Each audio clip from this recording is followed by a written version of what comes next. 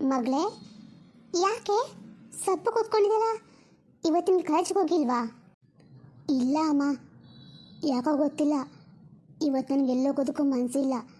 ಅದಕ್ಕೆ ಮನೆಯಲ್ಲೇ ಇದ್ದೀನಿ. ಮನಸ್ಸಿಲ್ವಾ? ಯಾಕಮ್ಮ? ಮೈಯಲ್ಲಿ ಹುಷಾರಿಲ್ವಾ? ಏನಾಯ್ತೆ? ನೀನು ಯಾವತ್ತೂ ಹಿಂಗೆ ಸಪ್ಪು ಕೂತ್ಕೊಳ್ಳೋದಿಲ್ವಲ್ಲ, ಏನಾಯ್ತಂತ ಹೇಳ್ಬಾರ್ದಾ? ಅಮ್ಮ, ನನಗೊಂದು ವಿಷಯ ಇಲ್ಲ. ಯಾವತ್ತೂ ನಾವು ಜೀವನದಲ್ಲಿ ಇನ್ನೊಬ್ಬರಿಗೆ ಹೊರೆಯಾಗಿ ಬದುಕಬಾರ್ದು ಅಲ್ವೇನಮ್ಮ?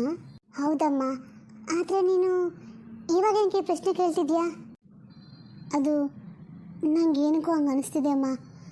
ನಾನು ಮತ್ತು ನೀನು ಇಲ್ಲಿ ಅಪ್ಪನಿಗೆ ಹೊರೆಯಾಗಿದ್ದೀವೇನೋ ಅಂತ. ಛೇ, ನೀನೇನು ಯೋಚನೆ ಮಾಡ್ತಿದ್ಯಾ? ನಿಮ್ಮ ಅಪ್ಪನಿಗೆ ನಾ ಇಬ್ಬರು ಹೊರೆನಾ? ಇಲ್ಲಮ್ಮ, ಖಂಡಿತ ಇಲ್ಲ. ನಿಂಗೆ ಯಾಕೆ ಥರ ಅನಿಸ್ತು? ಅಮ್ಮ, ಇಷ್ಟು ವರ್ಷ ನೀನು ಈ ಮನೆಗೋಸ್ಕರ ಎಲ್ಲ ಬಿಟ್ಕೊ ಬದುಕಿದೀಯಮ್ಮ.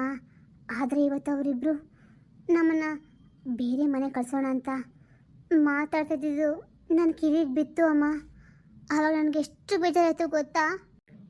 ನೀನು ಅವ್ರಿಗೆ ಎಷ್ಟು ಥರ ಸೇವೆ ಮಾಡಿದ್ಯಲ್ಲಮ್ಮ. ರಾತ್ರಿ ನಿದ್ರೆ ಬಿಟ್ಟು ನೋಡಿಕೊಂಡೆ, ಸಮಯಕ್ಕೆ ಸರಿಯಾಗಿ ದೊಡ್ಡಮ್ಮಂಗೆ ಔಷಧಿ ಕೊಟ್ಟೆ, ಎಲ್ಲ ಮನೆ ಕೆಲಸ ಮಾಡಿದೆ. ನಿನಗೆ ಸಿಕ್ಕಿದ ಗೌರವ ಇದೇನಾ ಅಮ್ಮ? ನೋಡಮ್ಮ, ನಾವು ಮಾಡೋದು ಒಳ್ಳೆ ಕೆಲಸ ಆ ದೇವ್ರು ನೋಡ್ತಿರ್ತಾನೆ. ಮನುಷ್ಯ ಮರೆತರು ಆ ದೇವ್ರು ಮರೆಯೋದಿಲ್ವಲ್ಲ ಅಮ್ಮ.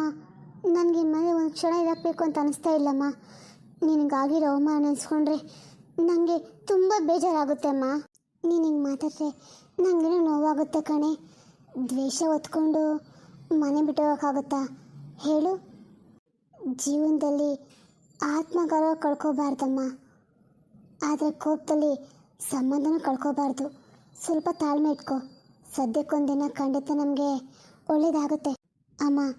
ನೀನೆಲ್ಲರೂ ಕ್ಷಮಿಸ್ಬಿಡ್ತೀಯ, ಆದರೆ ನೀನು ನೋಯಿಸಿದವ್ರಿಗೆ ಕ್ಷಮಿಸೋ ಅಷ್ಟು ದೊಡ್ಡ ಮನಸ್ಸು ನನಗಿಲ್ಲ ಅಮ್ಮ. ನೀನೇ ನನ್ನ ಪ್ರಪಂಚ ಅಮ್ಮ.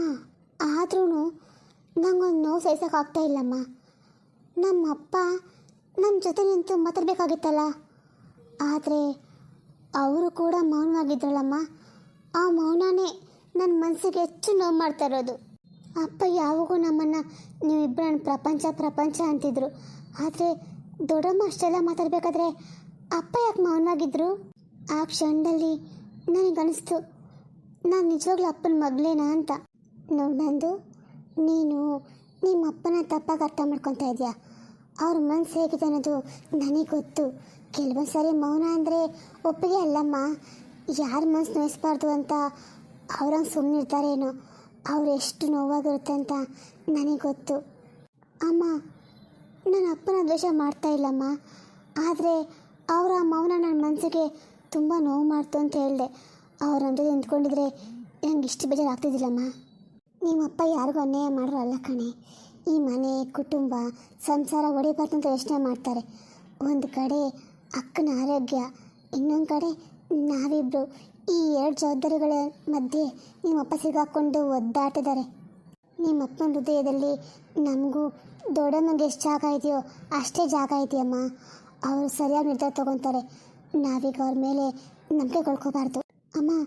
ನನ್ನ ಅಪ್ಪನ ತಪ್ಪಾಗಿ ಅರ್ಥ ಮಾಡ್ಕೊತಾ ಇಲ್ಲಮ್ಮ, ಆದರೆ ಅವ್ರು ಒಂದೇ ಒಂದು ಸಾರಿ ನಮ್ಮ ಕೈ ಹಿಡಿದು ನಾನಿದ್ದೀನಿ ಅಂತ ಹೇಳಿದ್ರೆ ನಮಗಷ್ಟೇ ಸಾಕು. ಖಂಡಿತ ಹೇಳ್ತಾರೆ, ನಿಮ್ಮ ಅಪ್ಪನ ಪ್ರೀತಿನ ಮಾತಿಂದ ಅಳಿಬೇಡ. ಅವ್ರ ಹೃದಯ ತುಂಬ ದೊಡ್ಡದು. ಕೆಲವ್ರ ಪ್ರೀತಿ ಮಾತಿಂದ ಅಲ್ಲಮ್ಮ, ಜವಾಬ್ದಾರಿಯಿಂದ ತೋರಿಸ್ತಾರೆ. ಅಯ್ಯಯ್ಯೋ, ನಾನಿವಾಗ ಏನು ಮಾಡಲಿ? ನಾನಿವಾಗ ಎಲ್ಲಿಗೆ ಬಂದೆ? ಈ ಸಿಟಿ ಏನು? ಇಲ್ಲಿರೋ ಜನಗಳು ಯಾರು? ಅಯ್ಯೋ, ನನಗೇನು ಅರ್ಥ ಆಗ್ತಾ ಇಲ್ವಲ್ಲ.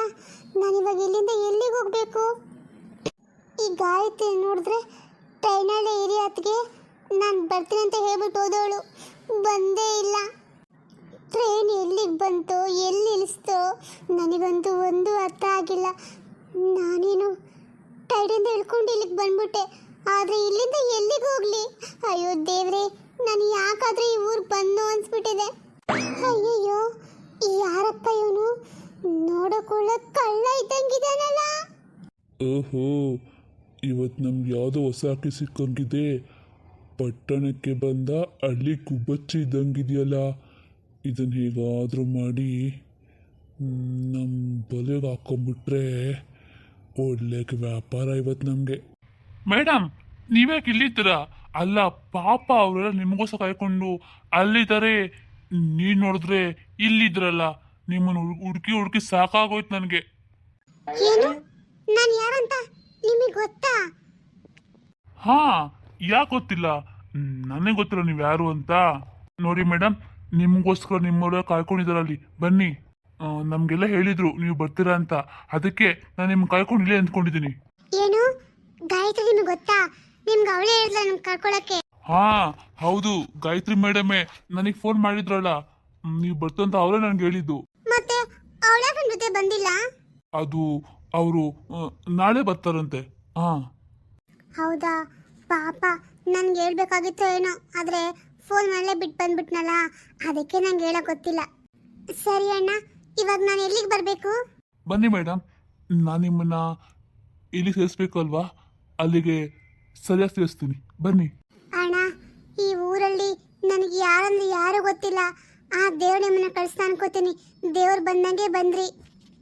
ಅಯ್ಯೋ ಮೇಡಮ್, ನಾನು ಯಾಕೆ ದೇವ್ರು ಅಂತೀರಾ? ನೀವೇ ನಮಗೆ ದೇವ್ರು ಅನ್ಕೊಳ್ಳಿ. ಅಣ್ಣ, ನನಗೆ ರಾತ್ರಿಯಿಂದ ಏನು ತಿಂದಿಲ್ಲ, ತುಂಬ ಹೊಟ್ಟೆ ಹಸಿವಾಗುತ್ತೆ. ನನಗೆ ಊಟ ಕೊಡಿಸ್ತೀರಾ? ಅಯ್ಯೋ ಅಷ್ಟು ತಾನೇ ಮೇಡಮ್, ಬನ್ನಿ, ಇಲ್ಲಿ ಒಂದು ಹೋಟ್ಲಿದೆ, ಅಲ್ಲಿ ನಿಮ್ಗೆ ಏನು ಬೇಕಲ್ಲ ತಿಂದುರಂತೆ, ಬನ್ನಿ. ಸರಿ. ಕೊಡಿ ಮೇಡಮ್, ನಾನು ಈ ಬ್ಯಾಗ್ ತಗೊಂತೀನಿ, ನೀವು ಬನ್ನಿ. Thank you so much Manoj ಅವರೇ. ನೀವು ಯಾಕಂದರೆ ಶಾಪಿಂಗ್ ಬರ್ದೇ ಹೋಗಿದ್ರೆ ನನಗೆ ಸಿಕ್ಕಾಪಟ್ಟೆ ಬೋರ್ ಆಗ್ಬಿಡ್ತಾ ಇತ್ತು. ನೀವು ಜೊತೆಗಿರೋ ಕಾರಣ ನಂಗೊಂಚೂರು ಬೇಜಾರಾಗಿಲ್ಲ. ಇರಲಿ ಬಿಡಿ ಪ್ರಿಯಾ, ಮನುಷ್ಯ ಸಪೋರ್ಟ್ ಮಾಡದೆ ಹೋದರೆ ಇನ್ನೇನು ಮಾಡೋಕ್ಕಾಗುತ್ತೆ ಹೇಳಿ.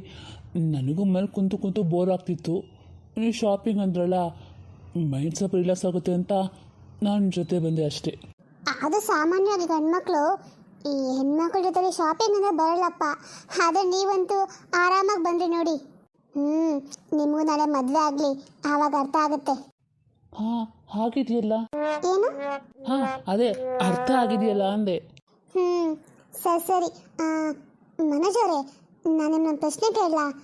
ನೀವು ನಿಮ್ಮ ಲೈಫ್ ಬಗ್ಗೆ ನನಗೇನು ಹೇಳ್ಕೊಂಡಿಲ್ಲಪ್ಪ. ಅಯ್ಯೋ, ಹೇಳ್ಕೊಳಕ್ಕೇಂದೆ ಬಿಡ್ರಿ.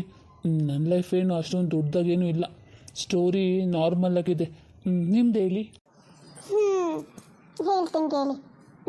ನಮಗೆ ಅಪ್ಪ ಇಲ್ಲ ಅಂತ ನಿಮಗೆ ಗೊತ್ತಿದ್ದಲ್ಲ. ನಾನು ಚಿಕ್ಕವಳಾಗಿರ್ಬೇಕಾದ್ರೆ ನಮ್ಮಪ್ಪ ನಮ್ಮನ್ನ ಬಿಟ್ಟು ದೂರ ಹೊರಟೋದ್ರು. ಹಾಗಾಗಿ ಆವಾಗಿಂದ ಅಮ್ಮನೇ ನನಗೆ ಅಪ್ಪ ಅಮ್ಮ ಎಲ್ಲ ಆಗಿ ನಾನು ನೋಡ್ಕೊಂಡಿದ್ದಾರೆ. ಹಾಗಾಗಿ ನಾನು ಹೊರಗಡೆ ಓದ್ಕೋಬೇಕಾಗಿ ಬಂತು. ನನಗೆ ವಿದ್ಯಾಭ್ಯಾಸದಲ್ಲಿ ಅಷ್ಟು ಇಂಟ್ರೆಸ್ಟೇ ಇರಲಿಲ್ಲ. ಆದರೆ ಅಮ್ಮನಿಗೋಸ್ಕರ ಈ ಕೆಲಸ ಮಾಡೋಕ್ಕೆ ಅಂತ ಹೋದೆ. ಆದರೆ ಈ ಅಗ್ರಿಕಲ್ಚರ್ ಮಾಡ್ತಾ ನನಗೆ ತುಂಬ ಇಂಟ್ರೆಸ್ಟ್ ಬಂತು. ಹಾಗಾಗಿ ಇದರಲ್ಲೇ ಮುಂದುವರಿತಾ ಇದ್ದೀನಿ. ಇದು ನನ್ನ ಸ್ಟೋರಿ. ಇವಾಗ ನೀವು ಹೇಳಿ. ಅಲ್ಲ, ನೀವು ಅಗ್ರಿಕಲ್ಚರ್ ಮಾಡಿ ಊರಲ್ಲೋಗಿ ವ್ಯವಸಾಯ ಮಾಡ್ಬೋದಾಗುತ್ತಲ್ಲ, ಸಿಟಿಗೆ ಯಾಕೆ ಮತ್ತೆ ವಾಪಸ್ ಬಂದ್ರಿ? ಅಯ್ಯೋ, ನಾನು ಹಂಗೆ ಅಂದ್ಕೊಂಡು ಹೋಗಿದ್ದು. ಆದರೆ ಭೂಮಿತ ಯಾಕೋ ನನ್ನ ಕೈ ಹಿಡಿಲಿಲ್ಲ. ಆ ತಾಯಿಗೆ ನನ್ನ ಮೇಲೆ ಏನು ಕೋಪ ಇದ್ದು ಏನೋ ಗೊತ್ತಿಲ್ಲ. ಹಾಗಾಗಿ ಮನಸ್ಸು ತುಂಬ ಬೇಜಾರಾಗಿ ಇಲ್ಲಿಗೆ ಬಂದುಬಿಟ್ಟೆ ನೋಡಿ. ಸರಿ, ನನಗೊಂದು ಐಡಿಯಾ ಇದೆ. ಅದು ನಾನು ನಿಮ್ಗೆ ಹೇಳ್ತೀನಿ, ನೋಡೋಣ ನಿಮ್ಗೆ ಅನಿಸುತ್ತೆ ಅಂತ. ನೀವು ಒಪ್ಕೊಳ್ಳೋದಾದ್ರೆ ನಾವಿಬ್ಬರು ಸೇರಿ ಈ ಕೆಲಸ ಮಾಡ್ಬೋದಪ್ಪ. ಏನು ಅಂಥ ಐಡಿಯಾ ಹೇಳಿ ನೋಡೋಣ. ಸದ್ಯಕ್ಕೆ ಏನು ಅಂತ ಹೇಳಲ್ಲ, ಇನ್ನೊಂದು ಸರಿ ಹೇಳ್ತೀನಿ, ಸರಿನಾ? ಸರಿ, ಬನ್ನಿ ಹೋಗೋಣ. ಹೇಗಿದ್ರು ಇಲ್ಲಿವರೆಗೂ ಬಂದಿದ್ದೀವಲ್ಲ, ಇಲ್ಲಿ ಪಕ್ಕದಲ್ಲಿ ಒಂದು ಹೋಟೆಲ್ ಇದೆ, ಅಲ್ಲಿ ತುಂಬ ಚೆನ್ನಾಗಿರುತ್ತೆ ಫುಡ್ಡು, ತಿನ್ಕೊಂಡು ಹೋಗೋಣವಾ? ಏನು ಹೋಟೆಲ್ ಫುಡ್ಡಾ? ನನಗೆ ಅಷ್ಟೊಂದು ಇಷ್ಟ ಆಗೋದಿಲ್ಲ ರೀ. ಅದು ಅಲ್ಲದೆ ನನಗೆ ಹೊರಗಡೆ ಊಟ ಮಾಡಿದ್ರೆ ಸೆಟ್ ಆಗೋಲ್ಲ. ರೀ ಪ್ಲೀಸ್ ರೀ, ನನಗೋಸ್ಕರ ಒಂದೇ ಒಂದು ಸರಿ ಒಪ್ಕೊಬಿಡಿ ಆಯಿತಾ? ತಿನ್ನಿ, ಏನಾಗಲ್ಲ. ಸರಿ, ನಿಮಗೋಸ್ಕರ ಅಂದರೆ ಅಲ್ವಾ, ಹಾಗಾಗಿ ಒಪ್ಕೋತೀನಿ, ನಡೀರಿ. ಇವ್ರು ತುಂಬ ಒಳ್ಳೆಯವರಪ್ಪ. ನಾನು ಏನಂದ್ರೂ ಇಲ್ಲ ಅನ್ನೋದಿಲ್ಲ. ಇವ್ರನ್ನ ನೋಡ್ತಾ ಇದ್ರೆ ನನ್ನ ಲೈಫ್ ಪಾರ್ಟ್ನರ್ ಆಗೋ ಎಲ್ಲ ಗುಣಗಳು ಇವರಲ್ಲಿದೆ. ನಾನು ನಿಧಾನಕ್ಕೆ ನನ್ನ ಮನಸ್ಸಲ್ಲಿ ಅದನ್ನ ಇವ್ರಿಗೆ ಹೇಳ್ಕೋಬೇಕು.